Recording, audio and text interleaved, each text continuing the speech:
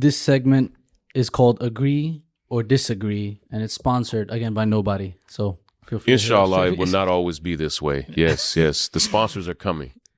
So agree, disagree, no explanations. Okay, man. Muslims avoid uncomfortable conversations too often. Agree. Silence can be a form of complicity. Agree.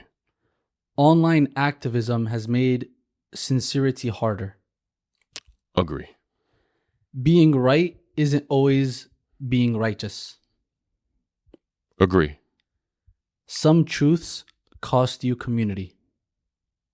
Oh, absolutely agree.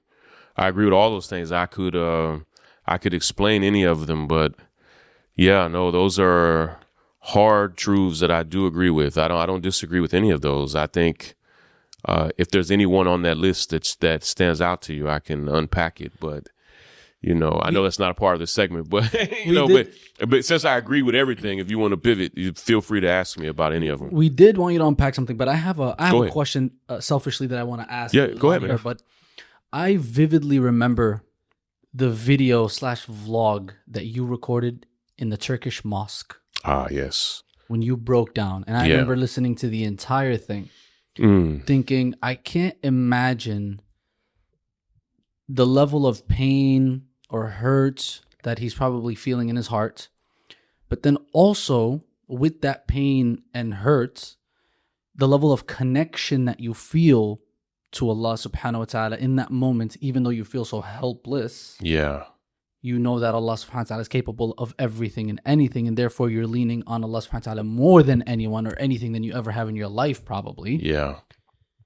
But you, like, one of the things that you said, and I believe I quoted it here, you said, you fear that no amount of good deeds can make up for watching a genocide. And you talked about the hadith about stopping injustice with your hand, with your tongue, and the heart. And it was just and if any of you listening or watching this haven't seen that video, go look it up. Sean King YouTube, subscribe to his channel, and then look at the most popular video. I believe it's probably the most popular video. It may be.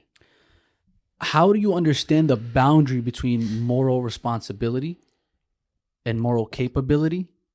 But then now, when you look back at that moment, do you stand with every word that you said? Do you still feel the same? And what's the core message that you really want to get across? Yeah, well, I'm glad you saw that video, and I even thought about not posting it. And first, I was in the Sophia Masjid.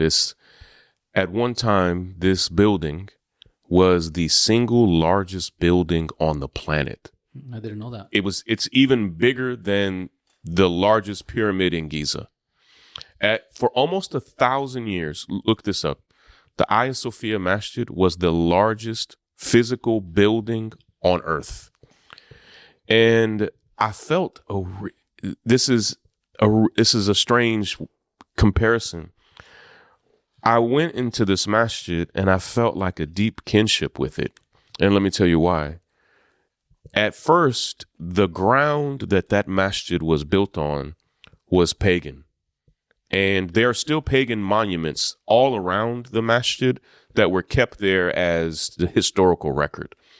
This used to be like a place where they would like fight to the death and have horse races. And then they built the Hagia Sophia church, and it was the largest church on the planet. And eventually it became what was the largest masjid on the planet at the time. And I felt a kinship to it because that's in some way my story. At first, I was born and I really wasn't a Christian. I had no religion. And then I became a Christian. And then just like this building, I became a Muslim.